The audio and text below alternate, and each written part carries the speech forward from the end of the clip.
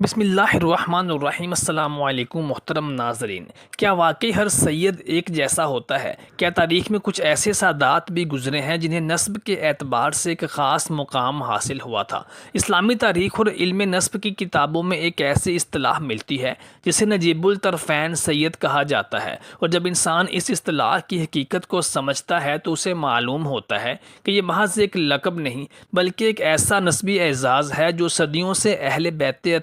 کے خاندانوں میں بیان کیا جاتا رہا ہے۔ اہل نسب کے نزدیک نجیب الطرفین سید اس شخص کو کہا جاتا ہے جس کا تعلق دونوں طرف سے خاندان نبوت صلی اللہ علیہ وسلم سے ہو، یعنی اس کا باپ بھی سادات میں سے ہو اور اس کی ماں بھی سادات کے خاندان سے تعلق رکھتی ہو۔ یوں اس کا نسب دونوں طرف سے حضور اکرم حضرت محمد صلی اللہ علیہ وآلہ وسلم کے خاندان سے جا ملتا ہے، چونکہ نبی کریم صلی اللہ علیہ وآلہ وسلم کی اولاد آپ کی صاحبزادی حضرت فاطمہ سلام اللہ علیہ اور حضرت علی ابن ابی طالب کے ذریعے آگے چلی، اس لیے دنیا بھر کے سادات دراصل انہی دونوں بزرگ ہستیوں کی نسل سے شمار کیے جاتے ہیں۔ سیدہ فاطمہ سلام اللہ علیہ اور علی علیہ السلام کے دو عظیم فرزند یعنی حسن ابن علی اور حسین ابن علی کی نسلیں آگے چل کر دنیا کے مختلف علاقوں میں پھیل گئیں اور انہی سے حسنی اور حسینی سادات کے خاندان وجود میں آئے۔ محترم دوستو، تاریخ میں کئی بار ایسا ہوا ہے کہ حسنی سادات کے خاندان کا نکاح حسینی سادات کے خاندان میں ہو گیا،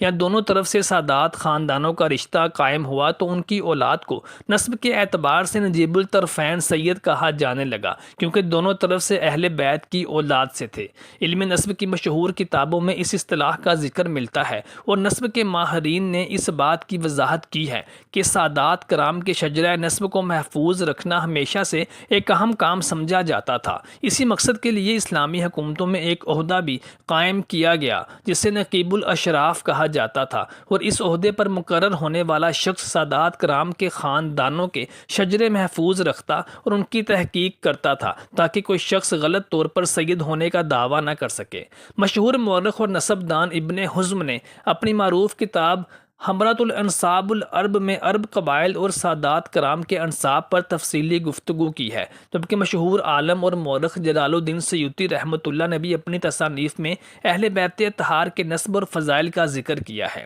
اسلامی تاریخ میں یہ بھی بیان کیا جاتا ہے کہ جب عباسی دور حکومت قائم ہوا تو سادات کرام کے نسب کی حفاظت کے لیے خاص توجہ دی گئی، کیونکہ اہل بیت اطہار سے تعلق رکھنے والے خاندانوں کا احترام مسلمانوں میں بہت زیادہ تھا۔ اسی وجہ سے مختلف علاقوں میں ایسے خاندان سامنے آئے جنہوں نے اپنے شجرہ نسب کو باقاعدہ تحریری شکل میں محفوظ رکھا ہوا تھا۔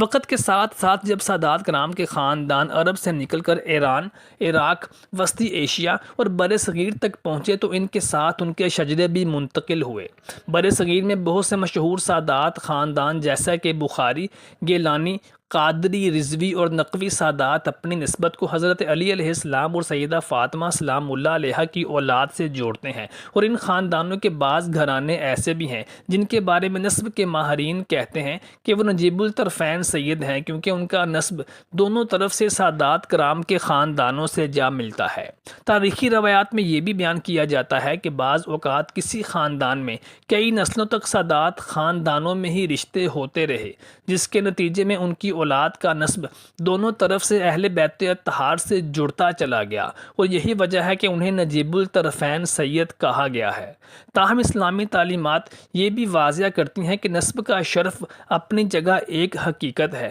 لیکن اصل فضیلت تقویٰ اور کردار میں ہے، کیونکہ اسلام نے انسان کی عزت کا معیار اس کے نسب کو نہیں بلکہ اس کے تقویٰ کو قرار دیا ہے۔ اس لیے ہمیشہ علماء کرام یہ بات بیان کرتے ہیں کہ اگرچہ اہل بیت اطہار سے محبت، عقیدت، ان کا احترام مسلمانوں کے ایمان کا حصہ ہے، لیکن اللہ تعالیٰ کے نزدیک سب سے زیادہ معزز وہی ہے جو سب سے زیادہ متقی اور پرہیزگار ہے۔ تاریخ کے صفحات میں ہمیں یہ بھی ملتا ہے کہ سادات کرام کے خاندانوں نے نہ صرف علم اور دین کی خدمت کی بلکہ مختلف علاقوں میں اسلام کی تبلیغ اور اصلاح معاشرہ میں بھی اہم کردار ادا کیا۔ برصغیر میں آنے والے بہت سے بزرگ سادات نے خانقاہیں قائم کی، مدارس بنائے، لوگوں کو دین کی تعلیم دی، جس کی وجہ سے ان خاندانوں کو عوام میں بڑی عزت حاصل ہوئی۔ اسی وجہ سے آج بھی بہت سے علاقوں میں جب کسی شخص کے بارے میں یہ کہا جاتا ہے کہ وہ نجیب الطرفین سید ہے تو اس سے مراد یہ لی جاتی ہے کہ اس کا تعلق دونوں طرف سے خاندان نبوت صلی اللہ علیہ وآلہ وسلم سے جڑتا ہے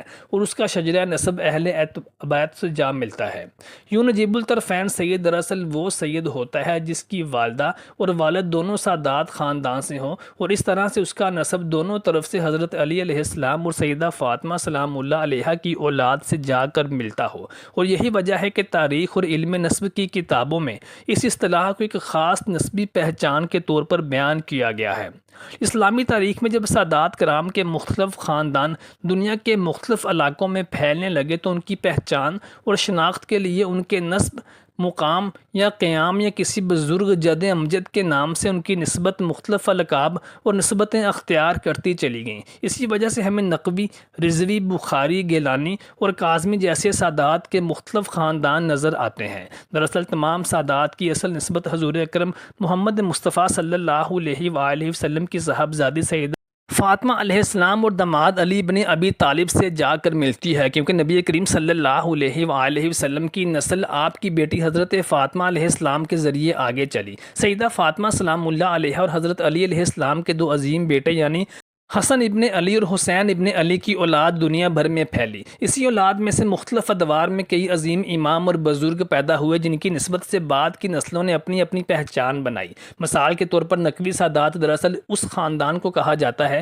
جن کا نسب 10ویں امام علی نقی سے جا ملتا ہے، جن کا لقب نقی تھا۔ اسی نسبت سے ان کی اولاد کو نقوی کہا جانے لگا۔ اسی طرح سے رضوی سادات وہ سادات ہیں جو 8ویں امام علی رضا کی اولاد میں سے ہے۔ امام علی رضا عباسی دور میں مدینہ سے خراسان تشریف لے گئے تھے اور ان کا مزار آج بھی ایران کے شہر مشہد میں موجود ہے۔ اسی طرح کاظمی سادات کا تعلق 7ویں امام موسیٰ کاظم رحمۃ اللہ کی اولاد سے ہے جنہیں امام موسیٰ کاظم کہا جاتا ہے۔ ان کی اولاد عراق، ایران اور بعد میں ہندوستان، پاکستان کے مختلف علاقوں میں پھیل گئی اور ان کی نسل کاظمی سادات کے نام سے مشہور ہوئی۔ بخاری سادات کی نسبت دراصل وسطی ایشیا کے مشہور شہر بخارا سے ہے جہاں بہت سے سادات خاندان آباد ہوئے۔ بعد میں ان میں سے کئی خاندان برصغیر پاک و ہند میں آ کر آباد ہو گئے۔ اسی طرح سے گیلانی سادات کی نسبت ایران کے علاقے گیلان سے ہے اور یہ نسبت مشہور صوفی بزرگ حضرت عبد القادر جیلانی رحمۃ اللہ کی طرف سے بھی بیان کی جاتی ہے